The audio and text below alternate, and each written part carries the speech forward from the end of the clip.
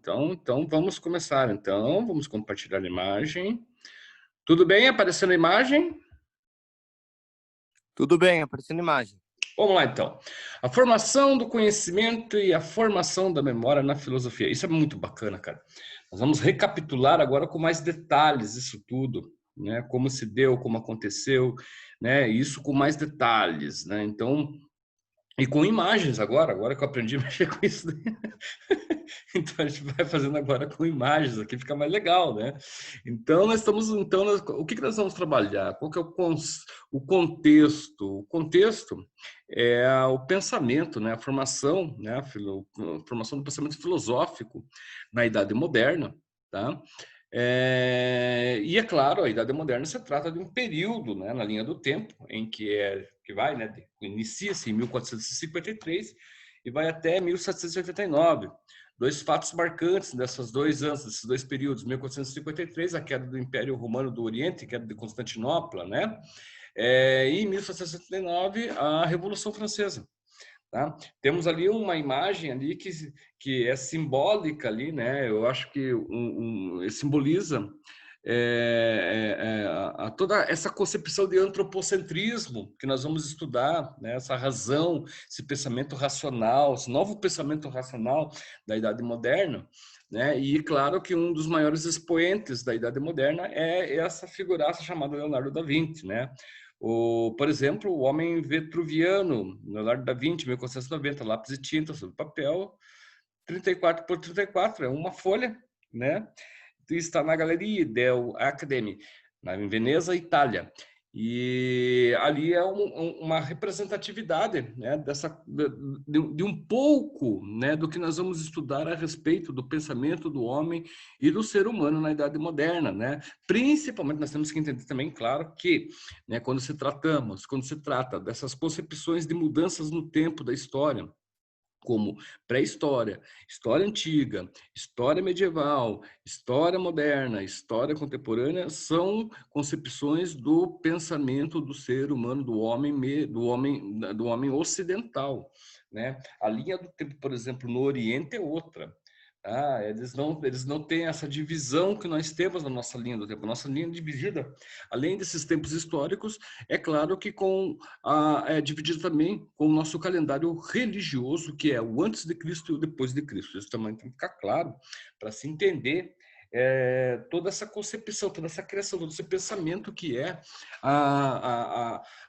as reestruturações, tá, da Idade Moderna, daquele tempo, né? Por quê? Bom, vamos lá para o segundo slide. O Bernardo me disse se você vai passar a imagem. Passou a imagem aqui, Bernardo? Bernardo? Passou, professor. Ok, muito obrigado. O Bernardo é o meu instrutor aqui, ele está me ajudando aqui. Renascimento filosófico, então. O que é o renascimento filosófico? Então, primeiro, né, o que é o renascimento? O renascimento, como a própria palavra diz, né, vem da concepção, vem do pensamento de renascer. Se renascer é porque ele já nasceu de volta, já nasceu num primeiro momento, então ele está renascendo, né? Esse renascimento também dá para se pensar também, né? Numa reconstrução, né? Numa reestruturação. Tá? O renascimento, né? O renascer, ele traz todas essas ideias de novo, né? De um novo, né? De um novo momento, de um novo começo, né? De uma nova formação, né? Então, o renascimento ele tem uma relação também direta com a experiência, né? Porque já se experimentou uma vez. Então, agora nós estamos renascendo com toda aquela experiência para um novo tempo, né? Então, a ideia sempre é mais promissora quando você tem aquela coisa, né, do de novo, do de volta, né? Do renascer, do recomeçar. Isso é muito característico, por exemplo, né, nas nossas passagens, né, que nós temos em todos os anos, né? Por exemplo, né, a Páscoa, né, para os cristãos, um novo alvorecer, né, um novo começo, né? né? Novas mudanças, né? Novos ares, né? Nós temos também, por exemplo, lá o Natal, né? O Natal, que é uma data que ele está entre o religioso e o leigo, né, e o laico, né, o secular, né. Então, para o religioso é o nascimento de Cristo também, né, um novo momento. Para o leigo, para o secular, para a pessoa né, que não acredita, é uma passagem também, mas é uma passagem de começo, de recomeço, né. Logo depois do Natal vem o final de ano, não, o 31 por dia 1º, um novo ano, um novo momento, né. No nosso dia a dia, né, na semana, né, então nós temos os 7 dias da semana, tá? Domingo, nós descansamos no domingo, né? Apesar de ser o primeiro dia, mas tudo começa na segunda, né? Mas o primeiro dia é o dia da reflexão, é o dia do descanso, né? E não ao contrário, como muita gente pensa que, né, o primeiro dia é segunda-feira porque vai trabalhar. Não, o primeiro dia é para você reestruturar as suas coisas, né? Você recomeçar a semana, né? Você estar lá sentado lá né? Primeiro, você acordar um pouquinho mais tarde, relaxado, né? Fazer o seu ir aos seus afazeres de casa ali, fazer alguma coisinha, lavar o carro, ou sei lá, né? Ou não, ou esperar o almoço, lendo o livro, almoçar com a família, né? Então, todos esses significados equivalem a um recomeço, a um novo momento, né?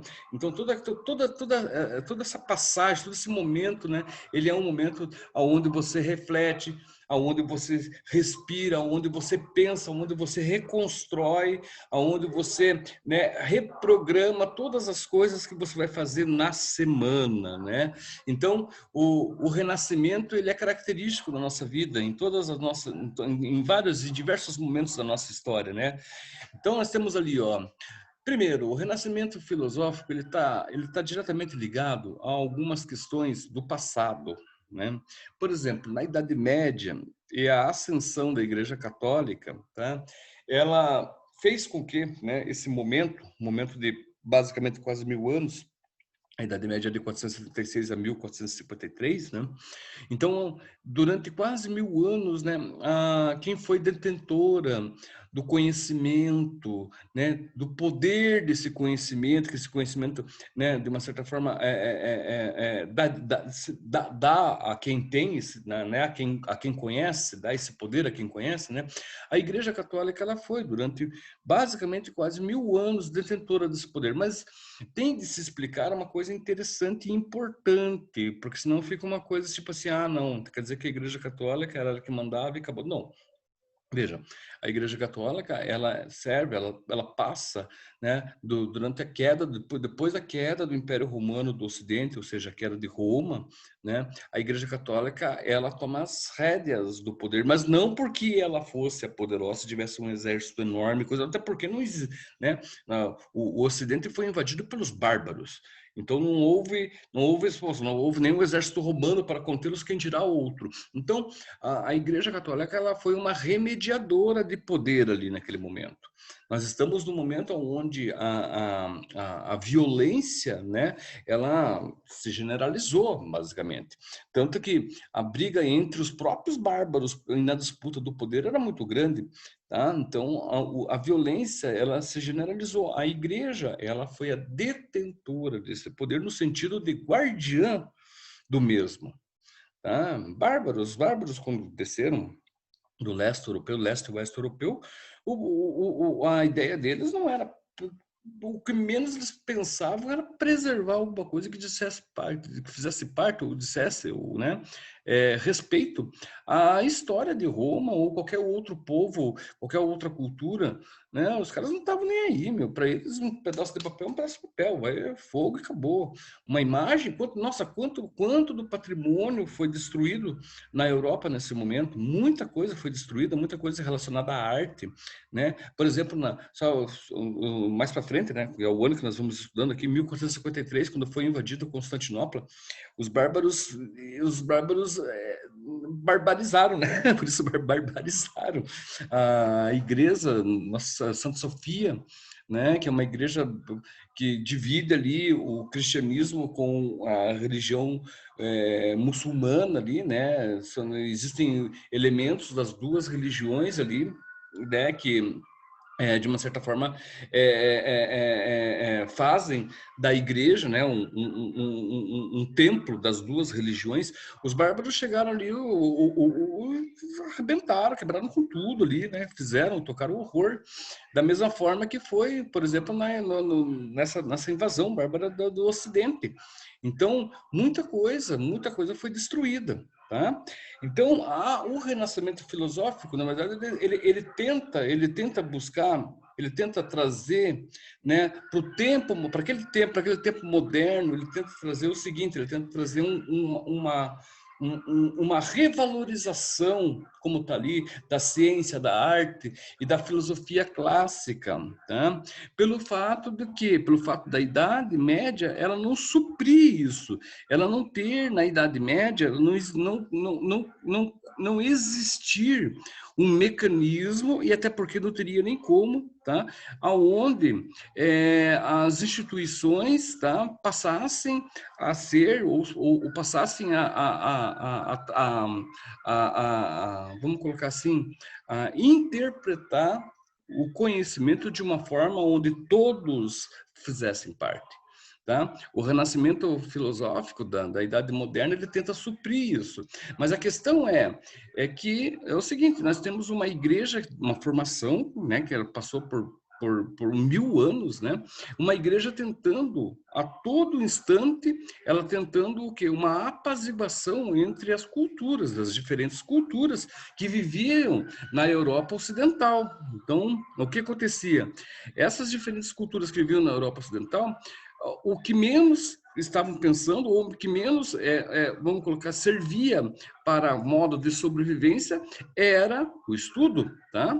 O que se primava naquele momento era por trabalho. E que tipo de trabalho era esse? Era o trabalho braçal, o trabalho no campo, tá? Não tinha como ser diferente, justamente pelo fato de a sobrevivência ser o principal fator dentro desse momento e naquela época. Não existia como outro, ou de outra forma, de outra maneira de se fazer isso. Então, o conhecimento, não que o conhecimento fosse uma questão que fosse totalmente separada, né? Ou se separasse do ser humano, né? Das pessoas. Não, mas o conhecimento, ele era o seguinte, ele era mais voltado para as pessoas que estavam, ou que trabalhavam, ou que faziam parte do clero. Tá? Então, não é que a igreja não quisesse, não foi isso, né? Mas a questão, o próprio contexto histórico fez com que dificultasse a chegada do conhecimento a todo mundo. É como hoje, por exemplo, né? Se nós pensarmos hoje que a nossa relação no século XXI, com todo o aparato tecnológico que nós temos, tá? Ainda existe analfabetismo? Tá? Então, imagina, por exemplo, há 1000 anos atrás, basicamente 1000 anos atrás, né? A coisa era muito pior do que é hoje. Então, outra questão, então, essa revalorização da ciência, da arte, da filosofia clássica, tá? Ela está justamente, então, como uma forma de contraposição à Igreja Católica, né? É uma forma de se contrapor a alguns pontos da Igreja Católica e não todos, né? Temos que entender também que nesse momento do Renascimento, tá, tem uma questão importantíssima que é o próprio clero, né, do Ocidente, né? A Igreja Católica do Ocidente, ela estava passando por um momento onde o poder, né, da instituição, ele transpassou, né? Transpassou da mão da instituição para as figuras, para as pessoas, né? Então, muitos papas, muitos clérigos, né, dessa época confundiam não, né? Sabiam muito bem o que estavam fazendo, né? Mas passaram a interferir no Estado de uma forma política que não deveriam. Né? Então, a Igreja Católica, nesse momento, ela vai sofrer não, ela está passando por um período, né, de vulnerabilidade muito grande, justamente justamente, como deixar bem claro, né, pela forma como ela estava sendo administrada, né? Então, a igreja com relação à questão do espiritual era o que menos estava acontecendo, né? Você estava vendo uma igreja extremamente ligada à política, né? A interesses pessoais de quem parte dela fazia. Como eu falei, padres, bispos, papas, e aí vai. Tá? Então, tanto, não é à toa que nós temos lá o Martinho Lutero. Não sei se nós vamos estudar ainda nessas aulas, né? Talvez as aulas de história, não sei, eu acho que sim.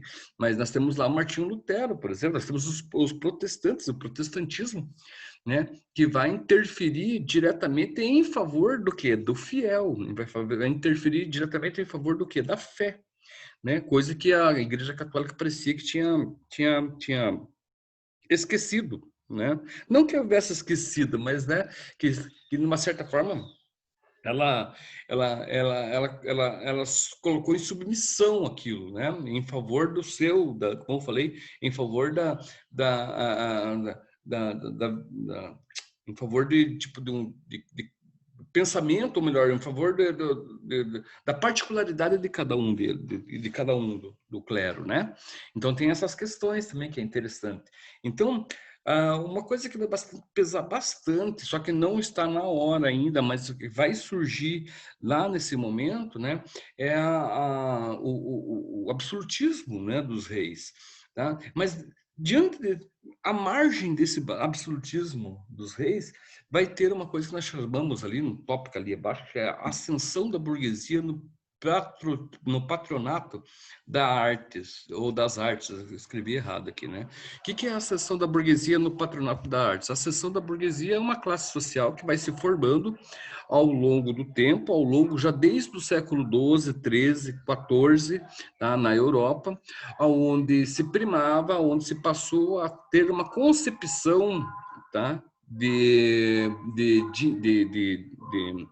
economia diferente do que era, por exemplo, a Idade Média.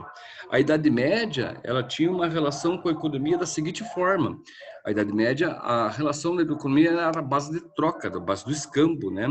A burguesia, nesse momento, ela tem ela difere, né? Porque é uma classe de comerciantes que, né, a questão da troca não era muito benquista, né? Na verdade, toda a relação que se tinha em favor do comércio ali era uma moeda, né? Essa moeda ela vai se tornar forte justamente nesse momento onde nós estamos estudando, que é no século XVI, né? Século XV, século XVI, principalmente no século XVI, tá?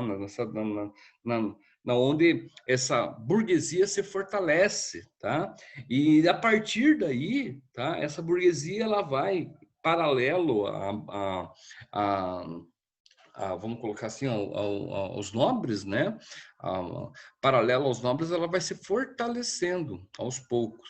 E da forma que ela vai se fortalecendo, ela vai aparecendo, ela vai surgindo, né? E como que ela vai surgindo? Primeiramente, como patrocinadora das artes. Isso vai ser interessante, é interessante estudar isso na própria questão da disciplina de artes mesmo, né? Eu vou trazer alguns pontos, algumas coisas a respeito disso, né? Para mais duas compreensões aqui, ó. Então, nós temos lá a queda do Império, nesse momento, temos a queda do Império Romano do Oriente, que é Constantinopla, e, diante de tudo isso, nós temos uma coisa chamada sincretismo cultural, Oriente com Ocidente. Então, o que aconteceu? Constantinopla, Constantinopla antiga Istambul, onde hoje é a Turquia, Oriente Médio, quando Constantinopla estava passando por esse momento, né, esse momento delicado, que era o momento, né, onde os turcos otomanos haviam invadido, né, todos vamos colocar as pessoas, né, os homens, mulheres que pertenciam ou faziam parte ou estavam diretamente ligadas ao cristianismo vazaram de lá, vieram para onde? Vieram para a Europa. E a Europa acolheu. E nesse momento, por isso que é interessante, o renascimento filosófico, ele surge justamente desses momentos de vulnerabilidade, né? Esses momentos de delicadeza na história. Então, a partir desses momentos, a história vai se enriquecendo. Por quê? Porque, veja, é um espaço onde vai ser passado, né? Um espaço onde vai ser retomado, de uma certa forma, por culturas diferentes. E os laços dessas culturas, a troca dessas culturas, é interessante no sentido do quê? No sentido de enriquecimento cultural. Então, é aí que nós vamos passar a pensar um renascimento filosófico. Por quê? Porque as culturas contribuem uma para si. É como nós, por exemplo, saímos daqui e formos morar em outro estado ou outro país. Tudo aquilo que está ali vai fazer parte da nossa concepção, vai fazer parte da nossa absorção de conhecimento e nós também vamos interferir no espaço. É claro que não de todo o espaço, mas pelo menos de alguém, das pessoas que estão ou convivem ou irão conviver com a gente. Nós vamos deixar isso mais claro, ainda tem mais um tempinho, mais um slide para a aula que vem. Nós deixamos isso mais claro para as próximas aulas. Tudo bem, Bernardo? Tudo bem, professor? Então, fechou aqui. Até amanhã. Até, professor. Tchau, tchau. Tchau.